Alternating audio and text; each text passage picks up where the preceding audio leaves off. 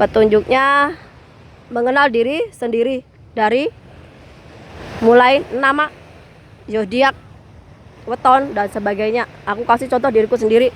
Namaku berawalan Sri yang artinya kemakmuran, Dewi Sri, Dewi Padi, karena orang Jawa tempo dulu itu unsurnya dari pertanian. Jadi dari unsur tanah itu aku mendapatkannya dari nama. Sedangkan Mar itu artinya Maret dan berzodiak Pisces yang melambangkan dari elemen air. Artinya apa? Ketika aku misalnya marah, semarah-marahnya itu hanya sedetik, 2 detik, semenit, 2 menit, kemudian aku akan menjadi tenang. Dan dari bulan Maret itulah aku suka dengan politik sosial. Kenapa? Karena aku lahir di tanggal 11 Maret pas Super Semar, pas bergantian kekuasaan dari Soekarno ke Soeharto. Jadi aku suka banget yang namanya politik sosial karena udah bawaan lahir gawan bayi. Sedangkan tuh zaman nenek moyang kita itu bermakna Tuhan. Orang Kapitayan. Jadinya apa? Aku tuh mengenal Tuhan itu belajarnya dari alam, dari kehidupan ini, dari step by step. Dari mulai aku itu nggak mengenal Tuhan sampai aku itu tahu Tuhan. Dari mulai aku yang jahat menjadi aku jauh lebih baik. Jadi aku ini orang yang diberi hidayah. Sedangkan Ti biasanya orang zaman dulu itu jadi awal dari Tihyang dan sebagainya di zaman Kadewatan. Karena namaku berunsur Hindu Buddha, apakah aku pengen ganti nama karena aku terlahir sebagai enggak. Karena apa? Karena nama itu sudah mendarah daging dengan jiwa dan ragaku. Jadi enggak ada yang perlu aku ubah. Kalaupun aku beragama Islam, bukan berarti aku harus Islam ke Arab-Araban. Aku punya diriku sendiri.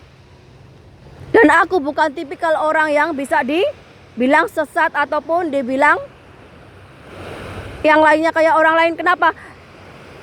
Karena aku juga punya harga diri.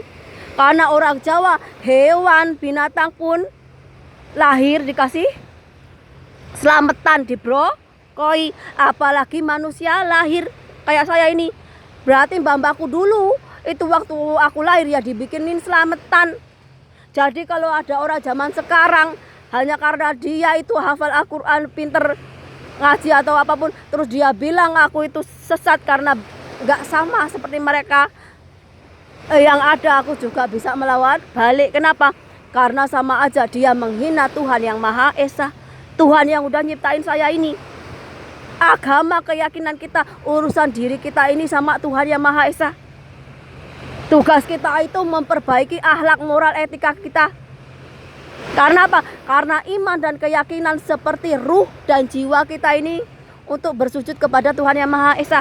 Sedangkan perbuatan kita di dunia ini adalah untuk jasad kita, badan kita.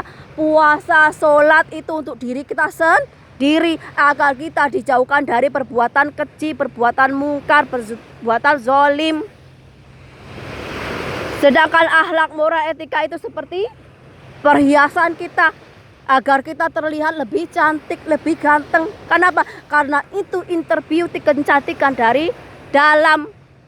Jadi orang jahat, orang tamak, orang serakah, orang zolim itu bisa dikalahkan hanya dengan orang-orang yang hatinya bersih. Orang kalau hatinya bersih, manunggaling kawula Gusti, menyatu dengan Tuhan, menyatu dengan alam semesta. Bisa dilihat dari perbuatannya, baik dari perkataannya maupun dari wajahnya. Kalau ada orang ngomongin Tuhan tapi kelakuannya nggak bermoral, nggak beretika, nggak bisa membedakan mana hak dan batil, masing-masing bisa dibeli pakai uang, itu artinya dia itu keblinger dalam beragama, dalam berkeyakinan. Sama seperti ketika orang-orang pinter ini teriak hilirisasi, hilirisasi. yang ada ketika kamu merusak alam, kamu akan dibinasakan oleh alam itu sendiri. Kenapa? Karena manusia itu hidupnya tergantung oleh alam. Kalau alamnya rusak, maka kiamatlah kehidupan manusia. Gunung-gunung, hutan-hutan itu ada manfaatnya buat kehidupan manusia. Atau kalau semua hutan digunduli, tanahnya digerowangi, ditambang-tambang, lah semuanya jadi rusak. Kayak sekarang banyak daratan-daratan itu lebih rendah dari permukaan laut. Tinggal nunggu waktu aja untuk tenggelam. Kenapa? Karena lautannya lebih tinggi dari daratannya. Ulah siapa? Ya ulah kalian sendiri yang suka merusak alam. Kalian udah dikasih belas kasih oleh Tuhan Yang Maha Esa, tapi kalian bukannya berterima kasih sama Tuhan, tapi malah bikin kerusakan di muka bumi ini. Kalian udah dikasih petunjuk sama Tuhan, tapi bukannya petunjuk itu dijadikan untuk memperbaiki diri, malah petunjuk itu digunakan untuk menzalimi orang lain, untuk merusak alam. Ketika manusia hilang hati nuraninya, maka manusia itu udah gak punya belas kasih, gak punya kemanusiaan. Jangankan hewan tumbuhan, sesama manusia sendiri aja akan dimakan. Ini kenapa jadi segoronya bukan lagi lautan air, tapi segoro geni. Kenapa? Karena lautannya udah penuh dengan hawa nafsu. Nafsunya siapa? Nafsunya manusia yang serakah, tamak, yang apa aja dijumpai akan dirusak. Udah gak mengenal namanya kemanusiaan. Hak dan batil aja udah gak ngerti.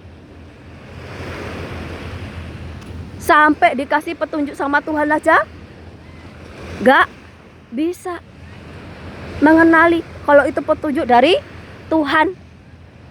Banyak ini orang-orang yang beragama Islam gak mengamalkan doa sapu jagat agar selamat dunia akhirat.